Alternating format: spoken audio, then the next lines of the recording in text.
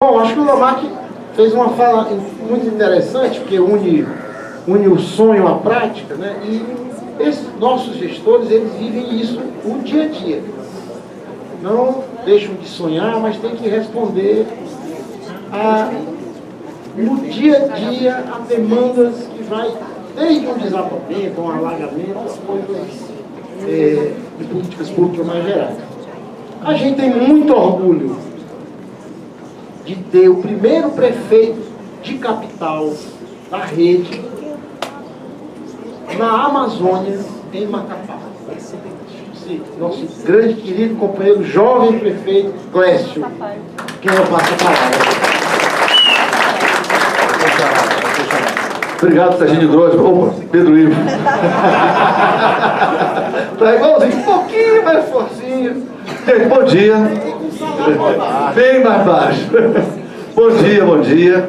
Permitam também saudar aqui essa mesa em nome da Marina, da Joênia e da Heloísa. Nós estamos aqui, principalmente eu e a Heloísa aqui, remadando todo mundo, né, Heloísa? Todo mundo que fala, a gente está tirando uma brincadeira. E, gente, isso é um aspecto importante, porque o bom de ir falando mais para o final é que vai pegando toda a análise feita pelos que nos antecederam. E eu acho que está indo numa linha de concatenação bem importante. Nós realmente, esse encontro ele é, vamos dizer, histórico, porque é o nosso primeiro encontro depois de uma eleição que foi marcante para a gente, quando nós tivemos algumas derrotas, tá, impostas especialmente pela legislação, especialmente por isso, e que não é só importante porque é a primeira depois, ou porque nós temos desafios gigantes, que são gigantes a enfrentar, mas porque estamos vivendo esse momento em um momento brasileiro especialmente difícil, de incertezas, né, de fragilidades imensas, onde a gente já não sabe o que é proposital, o que é cortina de fumaça, o que é lambança mesmo, porque é tanta coisa, ninguém sabe, né? Porque a lambança é tão grande que tem aqueles que dizem assim, não, isso é cortina de fumaça. Aí a Damares falou aquilo ali que é para desviar o foco. Mas no outro dia tem outra, e tem outra, e tem outra, e tem outra. E esse é o momento que a gente vive hoje no Brasil. E, apesar da questão da cláusula de barreira, a rede tem sido convocada para se posicionar e para atuar fortemente diante dessa crise que nós vivemos, diante desse momento que nós vivemos. E pelos depoimentos vistos aqui nos vídeos, e pelas falas aqui que tendem a melhorar com a Heloísa, com o Randolfo, com a Marina, com a Joênia, mostra o seguinte, gente, nós temos tutano. Tem sim. Então, em que pese toda essa dificuldade que foi colocada inicialmente aqui, que é verdadeira, vamos ter que enfrentar os nossos demônios. Vamos botar para debaixo do tapete, botar panos quentes. Nós temos enormes desafios pela frente de nos mantermos com um partido político de enraizamento social, com base popular, sabendo o que nós queremos, mas com as dificuldades de não ter o fundo partidário, de não ter o tempo de televisão. Mas o que nós vimos aqui foram depoimentos dos vídeos extremamente reconfortantes. E as nossas falas aqui também têm sido nesse sentido. E aí é disso que eu queria começar falando, reportando especialmente ao Leandro e ao Paulo, que usaram muito a palavra conexão. Eu acho que essa é uma das chaves, né? Essa conexão, eu vou usar uma outra palavra que quer dizer a mesma coisa, mas talvez ajude a ilustrar. É a frequência. Em que frequência nós estamos falando para alcançar a cabeça das pessoas? Não um segmento, porque me parece que a gente consegue dialogar bem com uma parte da juventude, com os ambientalistas. Nós estamos conseguindo avançar em outros segmentos. Mas nós precisamos falar de uma maneira mais robusta com as pessoas. em alguns momentos, uma fala numa frequência que atinja a todos, porque tem temas que são todos. Em outros, falas mais específicas, em frequências mais específicas. É um dial mesmo, né, que a gente tem que ajustar para poder conseguir uma comunicação efetiva, porque é isso que nós temos hoje de grande trunfo na nossa organização. Nós falamos aqui de dinheiro, é um problema. Nós não podemos ter o recurso financeiro como mote, como muitos partidos têm hoje, porque com essa história do fundo partidário, isso virou um grande chamariz dos partidos que têm fundo partidário, né?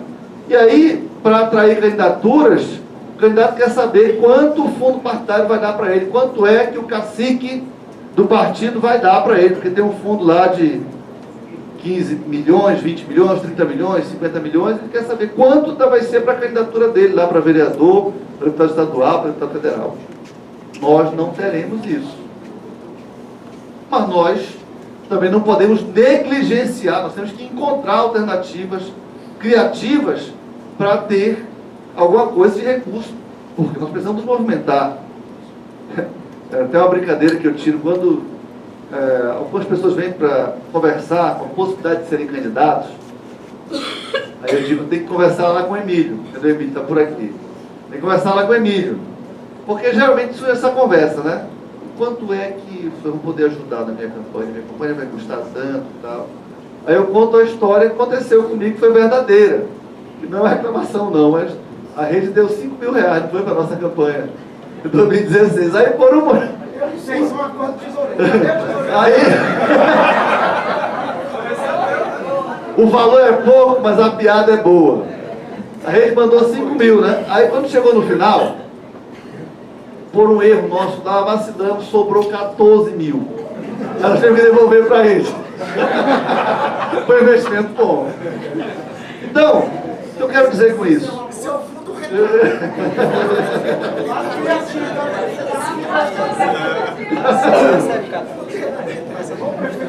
O que eu quero dizer com isso, gente? Eu quero dizer o seguinte: nós temos que nos reinventar, isso foi colocado aqui, e nós não podemos achar que vamos construir o nosso castelo, usando a analogia do Paulo, apenas com os tijolos dos sonhos, que são fundamentais, mas com os tijolos da realidade, do mundo real, do mundo concreto, com todas as dificuldades. E aí, para isso, precisamos nos comunicar bem, encontrarmos as frequências adequadas para essa comunicação. Nós precisamos de recursos. Nós temos que nos apropriar dos meios que existem aí para fazer isso, seja para captar recursos, seja para dialogar com as pessoas. Mas nós temos outras coisas a oferecer. Usei essa brincadeira aqui, e eu brinco, né, com as pessoas, quando eu falar de recursos, eu digo, vai lá com o Emílio, mas é porque nós temos outras coisas. Por exemplo, um ambiente, e agora, sem a possibilidade de coligação na eleição municipal agora, nós temos uma vantagem comparativa gigantesca em relação aos demais partidos. Porque não pode mais as siglazinhas de aluguéis, cada um juntar um candidato, encher de laranja aqui embaixo, às vezes seus próprios assessores e tal, para vir tomar uma vaga de uma candidatura que é mais orgânica. Então isso nós temos a oferecer, por exemplo, para bons candidatos a vereador e a vereadora. Você tem um partido que tenha uma base sólida, que tenha um ambiente confortável de disputa eleitoral, um ambiente sadio, não aquele ambiente maluco, onde tem um gigantesco aqui na frente, com dinheiro, e você se sente, olha para ele lá em cima e não sei, vai fazer 1 ou 2 ou 3, eu não estou lá na frente, eu estou aqui embaixo. Então, essa é uma chance maravilhosa de nós irmos atrás e abrigarmos lideranças comunitárias, pessoas que têm trabalho realmente, que se enxerguem, né? Eu estou falando de um aspecto aqui, eu estou falando de disputa eleitoral, mas tem outros tantos, que se enxerguem numa disputa entre iguais, né? Não, aqui eu tenho condições de... Porque apesar da maioria dos nossos companheiros e companheiras irem para campanhas para cumprir tarefas, essa é a grande verdade, mas também nós temos companheiros e companheiras que sonham com mandato. É da pessoa, né? Da natureza humana. As pessoas, poxa, eu quero ser vereador. E às vezes negligencia isso também, né? Acha que não, o bom candidato é aquele que está só cumprindo a tarefa de forma orgânica. E está cheio de gente boa, né, honesta, que quer participar de uma experiência, de colocar o seu nome, de ser testado, de ver o fruto do seu trabalho sendo reconhecido. As pessoas têm que estar próximas da gente. Olha, nós, trazendo um pouco agora para a nossa experiência do Amapá, nós temos lá uma realidade dessas, dos tijolos, Paulo, da vida real, bem cruéis. Nós somos um Estado novo, que foi território há muito tempo, ou seja, a ditadura militar no Amapá se estendeu mais do que no resto do país. Porque em 88 nós fomos criados, nós só fomos implantados em 91, de fato, a partir de 91, com a eleição do primeiro governador. E o primeiro governador que foi eleito, na verdade, tinha sido um dos últimos da ditadura. Melhor, da ditadura nem foi o último. Ou seja, no Amapá ela se prolongou. Não à toa que quem se elege na primeira eleição como senador do Amapá é José Sarney, e fica por 3 mandatos sem morar no Amapá. Você sabe o que significa isso? Dá para medir o que é ter um senador de um outro estado que sequer morou lá, nunca morou, não tinha residência. Quando ia ao Amapá, a manchete era assim: Sarney visita o Amapá. E dessa forma ele foi eleito durante 3 vezes, 3 mandatos. E assim, uma realidade bem perversa, um estado pobre, que nasceu como território de uma atividade mineradora que deixou um buraco gigantesco do ponto de vista social, ambiental, que até hoje nós sofremos. Há 4 anos atrás, né, Randolfo, tivemos uma tragédia lá de um porto que caiu. Foi um porto construído há 60 anos atrás para essa atividade, que até hoje, seja efeito de contaminação por arsênio, o porto sem manutenção que caiu, matou pessoas, até hoje nós sofremos essas consequências. Então, o estado pobre, a cidade que nós administramos, que é a capital, é uma cidade do G100. Já ouviram falar do G100? Poucas pessoas ouviram falar. Nós temos uma atividade uma vez com os prefeitos, né, eu disse, vou fazer a mesma brincadeira. Conhecem o G8? Sim, né? Então, o G100 é igual ao G8, só que é o contrário. O G8 é um grupo dos 8 países mais ricos do mundo. O G100 são as 100 cidades brasileiras mais pobres. Mas não só mais pobres, do ponto de vista financeiro, da sua economia. É uma série de fatores, como, por exemplo, alto aglomerado populacional, alto índice de violência. Nós temos lá, infelizmente, uma marca. Nós temos o maior índice de mortes em embates policiais no nosso estado. Nós temos a maior taxa de favelização do país. A gente pensa em favela, a gente lembra dos morros do Rio de Janeiro, né? E em qualquer índice que se mede, em geral, a Amapá dá o dobro do Rio de Janeiro. Se mede, o instituto que mede que o Rio tem 10% de favela, de favelados, a Macapá tem 20%. E as nossas favelas não são em terra firme, são em cima de áreas alagadas. Imagina o problema ambiental que nós temos lá. Mas não é uma coisa distante, né? Nós estamos falando é que as pessoas moram em cima do esgoto, porque são áreas alagadas. O nosso sistema perfeito de drenagem das águas pluviais ou da entrada e saída das marés.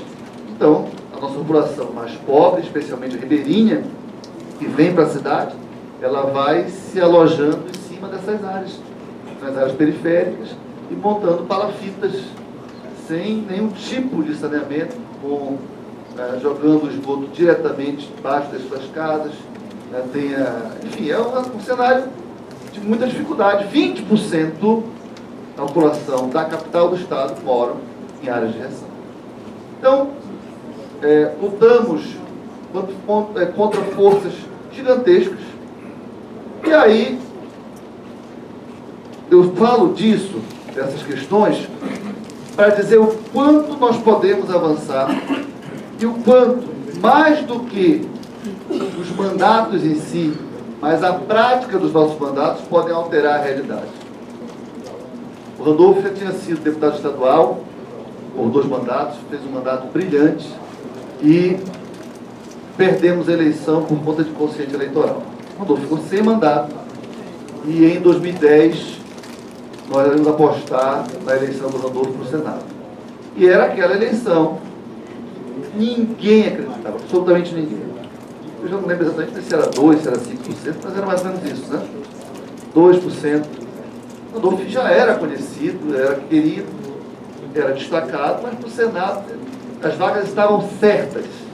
Era do governador, que tinha acabado de se desincompatibilizar para ser senador, e do Gilvan, que era o cara do Sarney. As vagas eram terceiro capim também, sempre foi governador 2 vezes e tal. Então as vagas estavam garantidas. E o Randolfo foi eleito. Então, ter um mandato de senador no Estado não é pouca coisa, né, Luiz? Ter um senador do nosso partido não é pouca coisa. Mas não foi a eleição do Randolfo que mudou isso. Foi a atuação do Randolfo no mandato. É a luta diária, que não se faz só em mandato. Mas não foi o fato, surpreendeu a eleição, foi maravilhoso, tudo bem. Mas não foi isso que decidiu os passos seguintes. Os passos seguintes foram decididos pela atuação diária do Randolfo no Senado, que oportunizou que 2 anos depois, eu era vereador, pudesse sonhar com a candidatura a prefeito. Também começou nas mesmas circunstâncias, nos elegemos, depois a reeleição, formar uma base no Estado. Hoje na capital nós temos 3 vereadores, né, grandes chances de serem reeleitos. Enfim, essa atuação é que faz a diferença, não é o mandato. Então eu trago essa reflexão, porque tudo que foi colocado aqui aponta para isso. Ó. Temos um problema gigante. Aliás, temos vários. Mas nós temos aspectos, vantagens comparativas que, sem essa de exclusivismo, mas poucos têm. Essa possibilidade de transformar mandato em ferramenta de verdade. Nossos 3 senadores, alguém tem dúvida que eles são 3 senadores de alto destaque no Senado? Não. Tá? Alguém tem dúvida pelo que o Leandro falou aqui, pelo que o Paulo falou, pelo que o Alexandre falou, que nós temos um destaque, mesmo na adversidade, por exemplo, que o Alexandre coloca lá em relação à vice-prefeitura e a prefeitura e o prefeito? Não. É nisso que nós temos que apostar. Porque para construir o nosso castelo, me permita usar a sua analogia, com tijolos do mundo real. É isso que nós precisamos fazer. É isso que nós fazemos no Amapá. Tem muita dificuldade, a prefeitura vive ainda, a prefeitura que vive de FPM, 80% da receita é de fundo de participação dos municípios. Só 20% de receita própria, era 10% apenas. Mas a gente está lá, um foco muito forte na participação popular, que a gente não abre mão. Tem um negócio chamado Congresso do Povo, que é um aperfeiçoamento que foi antes dos orçamentos participativos. Nós temos uma plataforma digital chamada Macapá 300 anos, que nós lançamos há pouco tempo, que bota todo mundo para planejar junto com a prefeitura, para pensar a longo prazo. Nós fizemos 260 anos. Bom, como é que nós queremos estar quando o Macapá completar 300? Mas não é para o que fazer quando o Macapá completar 300, é como fazer agora e como envolver a universidade, as pessoas, as lideranças comunitárias, instituições das mais diversas, para planejar conosco, para pensar a cidade conosco. Nós temos atividade dos prefeitos, dos vice-prefeitos, dos vereadores da rede, e eu falei da nossa comunicação, por exemplo, falando de frequência, né? Não tem, na nossa gestão, nenhuma peça publicitária que saia vendendo algum produto. Até a peça Macapá Verão, é um evento de verão que a gente faz lá, muito tradicional, em que as peças sempre são assim, parece aquelas lojas de magazine do verão, né? Então é todo mundo, chegou o verão, vamos pra praia, vamos pra... Não, até isso, a peça, assim, olha, chegou o verão, tempo bom para limpar a frente da nossa casa, limpar o nosso quintal, cuidar da nossa rua e também aproveitar, né, o balneário, aproveitar a fazendinha, não sei o que mais, que são os nossos lugares, a gente conhece. Então, todo o nosso recurso, todo o nosso orçamento de publicidade, ele sempre traz uma mensagem de envolvimento das pessoas. É uma assim, cidade melhor é dever de todos, não pode, não é responsabilidade de um prefeito. Isso traz as pessoas perto da gente. Eu sei que o Bolsonaro foi eleito nessa onda de salvador da pátria. E muitos querem, porque de certa forma nós fomos educados dessa forma, de que alguém vai fazer por nós. Tem alguém melhor que nós, na verdade, para fazer o que a gente não sabe, o que a gente não consegue e não vai fazer. Então essa ideia incutida, a gente desconstrói todos os dias lá, para dizer, não, isso aqui é responsabilidade nossa. E isso tem um efeito que as pessoas se sentem partícipes de uma gestão, se sentem partícipes de um projeto e acabam se envolvendo. Elas preferem, é como se dissesse assim, não, eu já estou aqui porque aqui eu já estou envolvido, eu estou participando. E é difícil ter um salão hoje no Amapá, eu acho que o Rodolfo pode falar sobre isso. É difícil sair do nada um salvador da pátria. Pelo menos, dependendo do esforço que nós estamos fazendo lá, de construção, hoje não tem espaço. Tem espaço para essas novas lideranças de direita, conservadores e tal. Teve lá o candidato do Bolsonaro, mas não tem espaço para um salvador da pátria que surja do nada e que eu vou resolver na bala, ou na porrada, ou de qualquer forma. Não tem. E tem essa construção que eu queria dividir aí com vocês, humildemente, como uma experiência que vem dando certo. Dividir responsabilidade mesmo com a população, inclusive chamando a responsabilidade, às vezes, de forma um pouco mais severa. O maior vídeo, o vídeo que mais teve acesso na internet, eu faço vários, o que mais teve acesso durante todo o meu mandato foi um pito, um ralho que eu dou, e foi assim, muito espontâneo. A gente estava limpando um canal, a gente limpando, eles estão chegando, jogando coisa, e o que a gente recolhia lá de dentro eram coisas bizarras, tanto é que tem uma exposição hoje lá, chamada Lixo Bizarro. Então a gente vai com a prefeitura, com a programação, a gente leva a exposiçãozinha lá do lixo bizarro. Tem vaso sanitário, violão velho, manequim de loja, carcaça de motocicleta.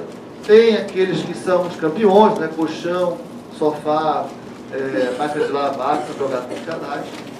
E aí eu gravei no celular e liguei pro meu secretário de comunicação e disse, eu gravei um vídeo aqui, mas acho que ficou muito pesado.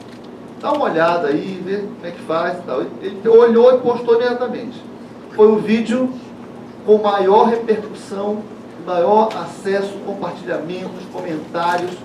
E a gente deu preocupado, porque poderia, olha, já estava nessa linha, a gente já tinha consciência de que isso era uma linha boa, que as pessoas respondiam. Mas eu pensei que estava passando do ponto. E foi o vídeo mais aceito. Hoje a nossa campanha publicitária está sendo movimentada hoje é de um personagem lá chamado Rupão, que é um cara que fala com as nossas corruptelas, ele fala com as virtudes, né? Égua, macho, não sei o que mais e tal. Falando, não, mas não égua, macho. Porque tem muito cearense, tá?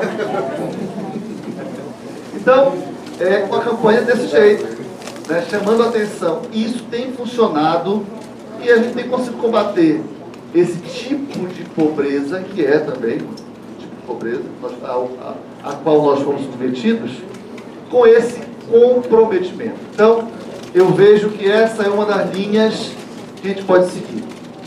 Ser um partido, uma organização política completamente enraizado na sociedade, mas que não seja aquela que vai oferecer o fundo partidário, venha para cá que você vai ser eleito, venha para cá que é legal, venha para cá que nós temos muita coisa a fazer, nós temos muito trabalho a fazer, pelo Brasil, pelo lugar onde nós moramos. É isso. Muito obrigado. Parabéns.